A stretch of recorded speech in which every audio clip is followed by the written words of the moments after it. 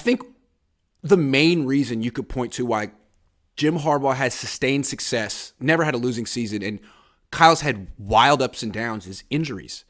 Kyle can't keep his team healthy. When healthy, the Niners are a juggernaut with Kyle Shanahan, but they're healthy very infrequently. Whereas with Harbaugh, his best players were usually healthy. Colin Kaepernick, Vernon Davis, Frank Gore, they were usually out there. And my question to you is, should Shanahan be held responsible for this injury pattern, which is just year after year after year, or not? What do you think?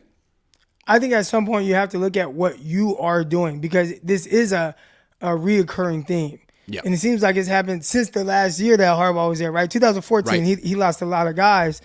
And since then, it's just terrible. And, it sucks. I remember, before the Falcons game, I see that tweet about they got this like bus tweet or whatever, and they're ranking the teams, healthiest to, least healthiest or whatever. And the 49ers dead last. And that was before Travarius Ward. That was before Ufunga. That was before Ed Bucam, right? Like that. And that was the same story 2 years ago, right? 2 years ago. They were the number one most injured team. It's like, again. Right. So how is this a reoccurring theme?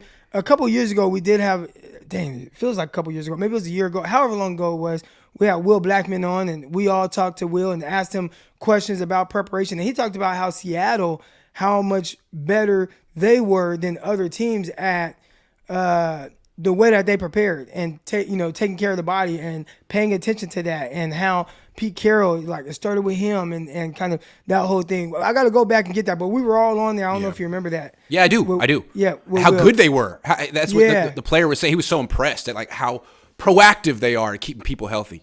Yeah, and maybe Will Blackman, maybe right? the 49ers coaching staff needs to get a little bit more involved in the sense of taking the initiative to make sure that they're not doing anything to put any more stress on their players' limbs. It seems like it. I mean, here's why I'm discouraged with Kyle on this issue. Someone asked a question at the press conference yesterday. I don't know if you saw it. It was a TV person asking kind of like not a particularly pointed question. Like, how do you emotionally take all these injuries? It never stops. Like, how do you handle it? And he said, I'm pretty hardened to it at this point. Like I've kind of, like I could take it, almost like you said, I could take it in stride. It happens so much, it doesn't really affect me like that. To me, like, I understand what he's trying to say, but what you're saying is, it's part of football. It's going to keep happening. There's nothing I can do. It's good. And that's not what I want to hear. What he needs to say is, the more it happens, the more sensitive I am to it and the more I want to fix it. But that would put the target on his back, and he can't fix it. I don't know. Yeah, but again, you're the head man. So at some point, you're going to take responsibility for it, whether you go out and do it and figure it out, or if you get fired because, my record continues to be under 500. And how much longer can you kind of parade that type of winning percentage, regardless of if we understand the context of it. We understand not having that guy at quarterback consistently or healthy enough. But you got to take some accountability just for like the play calling with Trey Lance. And I heard his comments on that. And, have you watched football? Well, everybody does it. Everybody does this and that. And it's like, not the way you're doing it. So exactly. And there has to be some level of accountability that he takes for the way that some of these injuries are happening. Not all of them, but, just I agree. Overall. But I just don't feel like they value availability and durability. Like, for example, they traded DeForest Buckner for Javon Kinlaw. Kinlaw had the red flag at the combine, and Buckner had shown that he was durable in the NFL, and they were like, it's cool. Let's do it. 1 for 1. That just shows you that they're not valuing that particular trait, availability, durability.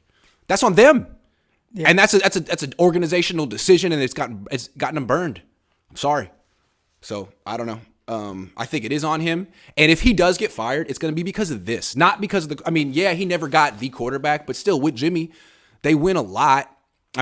If he could just keep the team healthy, they would be having 10, 11 win seasons every year, and they wouldn't be talking about getting fired. But he can't.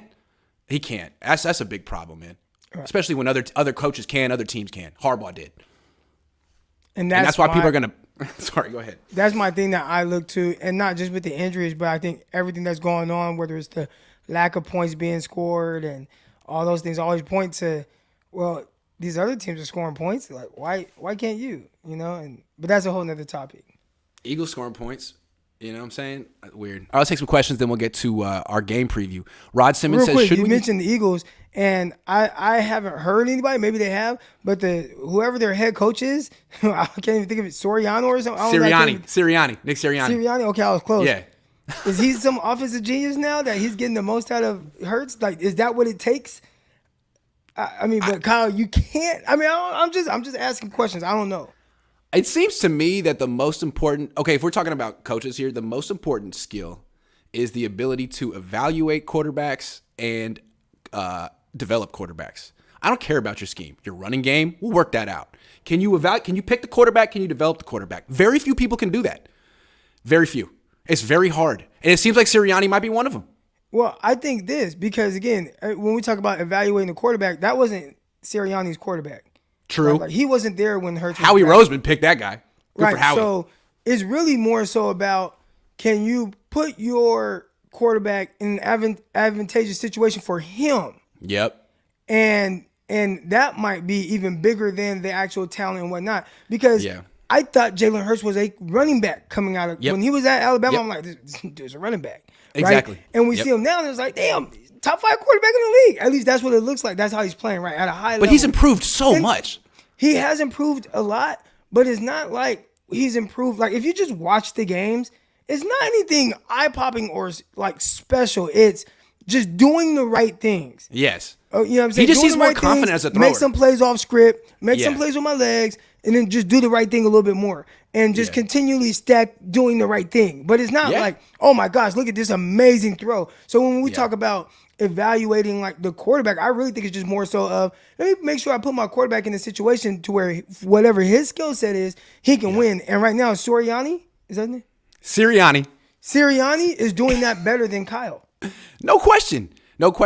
I mean, to be fair, they have weapons over there in Philly, but they got weapons here too. I don't really see the excuse right now.